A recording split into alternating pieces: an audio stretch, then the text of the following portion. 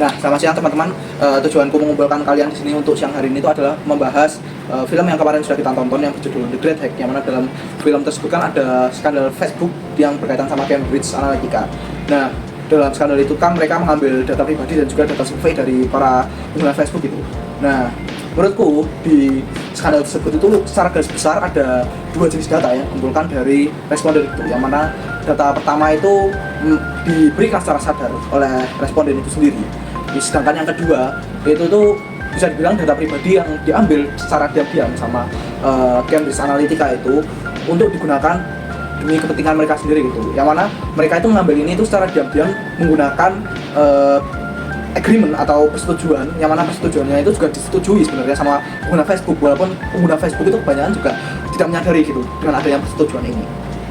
Nah, hal ini itu sebenarnya dilarang. Contohnya dalam jurnal monumental karya Kosinski dan juga kawan-kawan pada tahun 2013, yang mana berjudul Private Traits and Attributes are Predictable from Digital Records of Human Behavior.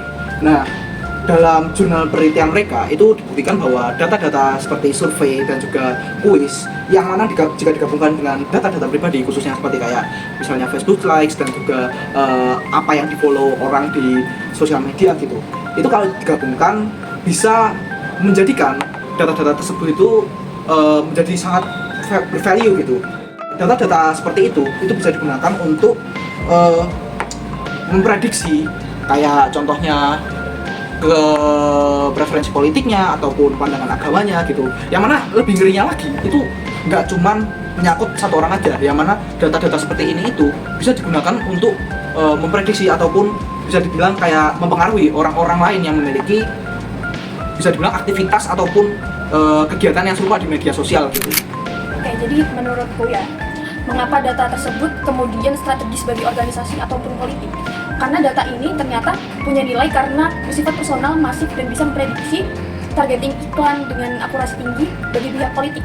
Jadi untuk memetakan suatu profil psikologis, jadi pemilih ini bisa kayak siapa yang mudah cemas, siapa yang konservatif, siapa yang ragu memilih. Dengan begitu, kampanye ini ternyata bisa mengirim pesan yang berbeda-beda ke tiap-tiap orang untuk mempengaruhi keputusan dalam memilih data, dan juga ini sebagai minyak baru di era digital.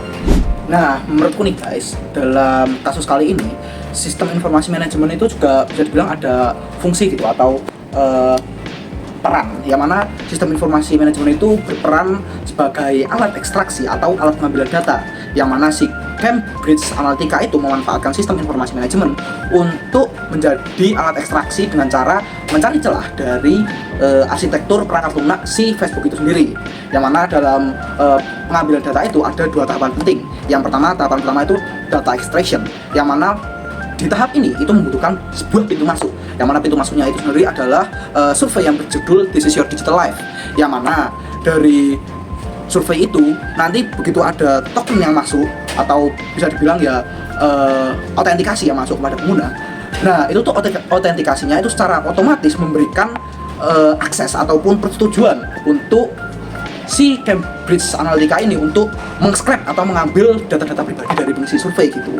Nah, si Cambridge Analytica ini menggunakan datanya itu dengan menganalisis algoritma dan juga data. Nah, ini tuh sudah masuk ke tahapan kedua yang seperti tadi, yang mana setelah data-datanya itu diekstrasi dan juga diambil, si Cambridge Analytica ini itu menganalisis atau mendetailkan datanya lagi itu menggunakan database internal atau sistem informasi yang berbasis AI atau machine learning gitu, yang bekerja secara otomatis, yang mana mesin ini itu bekerja dengan cara data matching dan juga algoritma profiling.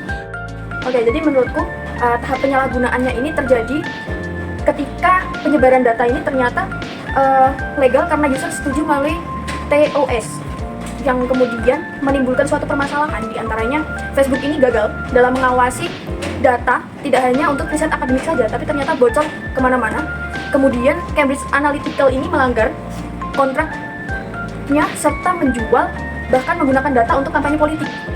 Kemudian Facebook tidak menarik data itu sampai skandal pada akhirnya bocor ke media, dan kemudian SIM ini tidak hanya berfungsi tapi tata kelola dan kontrolnya akses ini jebol.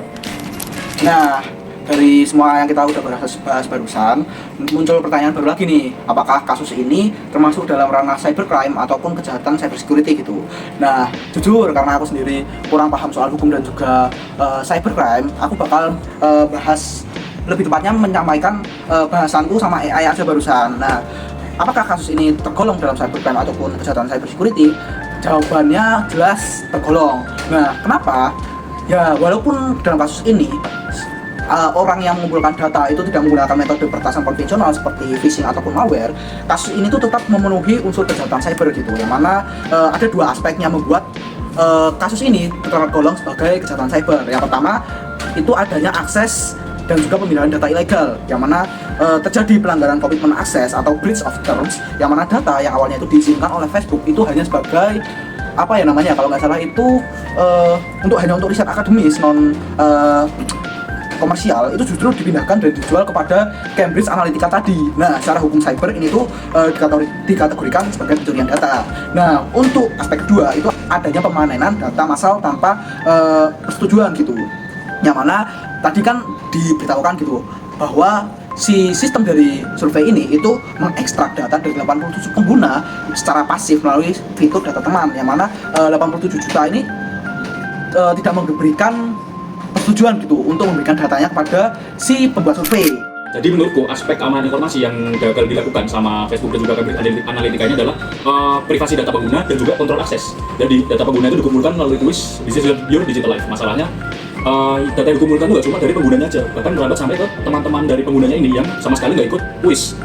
Kalau dikaitkan dengan teori information privacy concern dari Smith dan kawan-kawan, organisasi itu harus memperhatikan bagaimana caranya data ini itu dikumpulkan, digunakan, dikelola, dan bahkan dibagikan. Dalam kasus ini, kedua perusahaan antara Facebook dan juga Cambridge Analytica ini tidak menerapkan hal itu. Oh iya, teman-teman, kalau misal jadi konsultan sistem informasi manajemennya Facebook, kira-kira bakal ngapain nih? Kalau aku ya, yang pertama jelas memperkuat keamanan atau akses aplikasi pihak ketiga. Kenapa? Karena setiap aplikasi yang ingin terhubung dengan Facebook, apalagi aplikasi atau third party yang ingin melakukan kerjasama, entah itu seperti dalam kuesioner ataupun hal lainnya yang menyangkut pada privasi data pengguna, itu harus memiliki proses verifikasi yang jelas dan juga izin-izin yang jelas. Mereka harus bisa nge-state mereka butuh data apa aja, entah itu data nama, email, dan kalau misal mereka mengajukannya mereka butuh data nama saja, ya mereka nggak bisa buat ambil data-data yang lain. Apalagi data-data yang sensitif, karena itu juga dapat membahayakan penggunanya. Yang kedua nih, Facebook perlu menerapkan yang namanya privacy by design. Nah, ini tuh ada di jurnal milik Jovaikian. Apa maksudnya? Jadi pada jurnal ini tuh menjelaskan bahwa setiap fitur baru ataupun kebijakan baru yang menyangkut pada third party atau pihak ketiga ini harus diperiksa dulu secara keamanan dan secara menyeluruh gitu. Dan pengguna juga harus tahu data-data mereka tuh dipakai buat apa saja, siapa yang bisa mengakses, dan juga untuk apa data itu digunakan. Setidaknya perusahaan harus bisa menjelaskan secara singkat lah, secara simpel kepada penggunanya. Nah, aku setuju banget sama kamu Mas Inwi. Kalau aku jadi manajemen perusahaan Facebook sih aku juga bakal gitu ya. Soalnya kalau misalnya nggak diberi peringatan ataupun tindakan tegas, takutnya nanti makin banyak juga orang ataupun third party yang menyalahgunakan celah tersebut untuk mengambil data orang dan juga menggunakannya kayak untuk kejahatan ataupun hal-hal buruk lainnya gitu. Takutnya nanti ini juga bisa berpengaruh ke yang namanya kayak reputasi perusahaan ataupun nama baik perusahaan gitu menurutku. Nah, Menurut pendapat kalian gimana nih? Tulis pendapat kalian di kolom komentar. terima kasih sudah menonton dan see you next time. Bye bye.